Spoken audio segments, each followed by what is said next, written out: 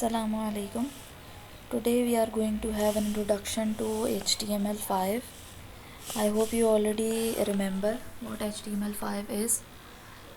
It's hypertext markup language, a language that is used to create web pages, HTML documents. First of all, let's come to the structure of a website.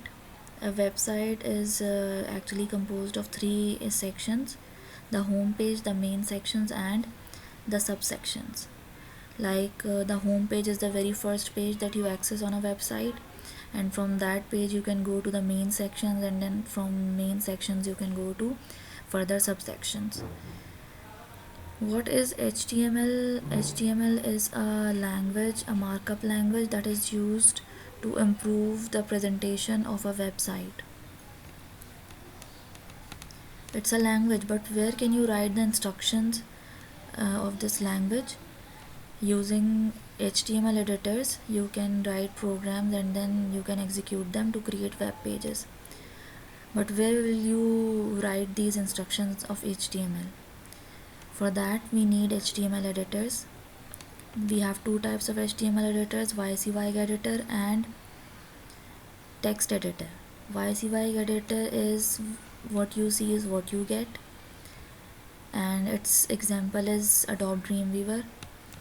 And then we have text editor, and in text editor we have WordPad and Notepad. How can you open an HTML document? You already know it very well by just clicking on the file option here and then clicking on open.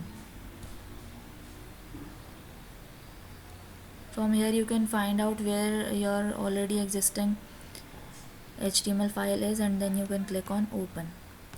How can you save a file? After writing whatever you want, you can click on file and then save as. You have to click on save as, so that you can change the file type over here. For example, if the file name is ABC, you will write the name, and then after name you have to put in the extension as HTML or HTML to save it as a web browser file.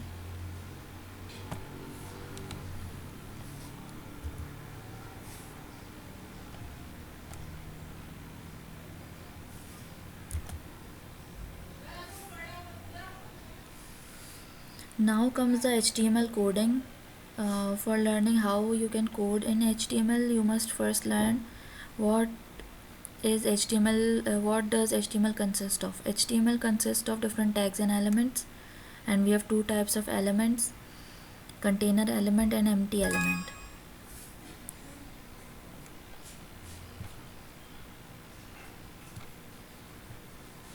Container elements are the elements that have both on and off tag, and empty elements are the elements that have only on tag but no off tag. The example of container element is bold element, italic, underline, and the example of empty element is BR tag, BR element, line break element. Now let's come to the structure of an HTML document. How you can write an HTML document? There is a specific structure that you have to follow. First of all, you will write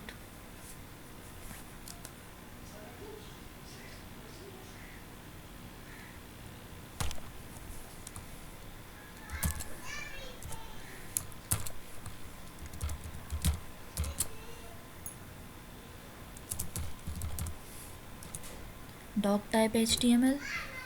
This is to tell the computer what type of document it is. These are the things that will remain same whenever you will writing an HTML document.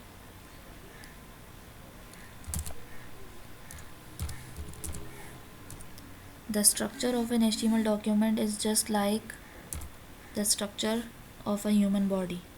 First comes the head, and then the body.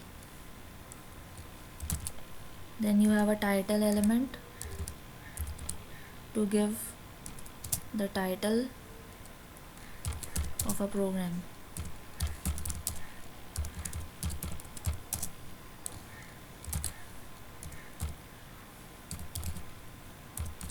This backslash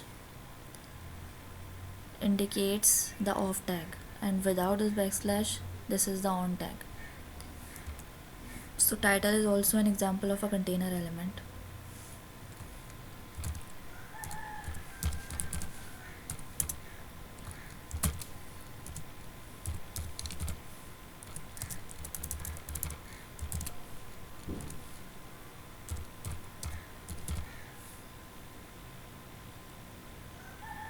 This is the head tag, and it contains only the information about the document, and it does not contain anything that will be shown on the web page. But body is actually the tag that will hold everything that will be shown on the web page. So whatever you need to show on the web page will be contained in the body tag. Otherwise all these things will remain same just as it is, and the changes will be occurred over here in the body tag.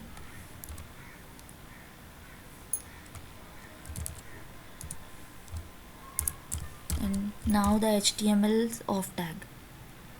HTML starts here and ends over here. Head starts here